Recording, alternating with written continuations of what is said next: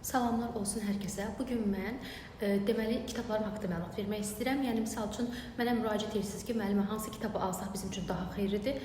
Bunun haqqında məlumat vermək istəyirəm. Birincisi bizdə satışda olan bir kitab Dünya Görüş kitabıdır. Yəni bu kitabı kimlər əldə edə bilər? Misal üçün əlində bir material yoxdur və dərs oxumaq istəyir. Tutalım ki, ədəbiyyat oxumaq istəyir, dünya görüş oxumaq istəyir, tarix oxumaq istəyir, dünya tarixi oxumaq istəyir, coğrafiya oxumaq istəyir. Hamısı bu kitabın içərisində var.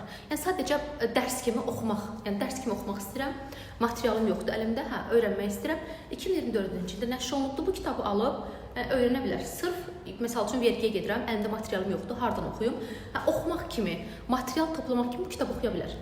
Yeni bir kitabımız nəşr olunubdur, hansı ki 2025-ci il və bu yaxınlarda nəşr olunubdur. Son günə qədər olan hadisələri əks etdirir. 800 dünya görüş sualı. Bu kitabı isə misal üçün kimlər əldə edə bilər? Misal üçün materialım var əlimdə və mən artıq istəyirəm ki, sual əzbərləyim. Hazır konkret hansı ki bu imtahana düşə biləcək suallardır və yaxud da ki mən istəyirəm ki test işləyim. Bax o insanlar bu kitabı əldə edə bilər. Həmçinin dövlət qulluğu, miqrasiya, dövlət qulluğunun müsahibə mərhələsi, miqrasiyanın test mərhələsi, daha sonra gömrük test mərhələsi, bütün müsahibələrə gedən tələbələr də bu kitabı əldə edə bilərlər.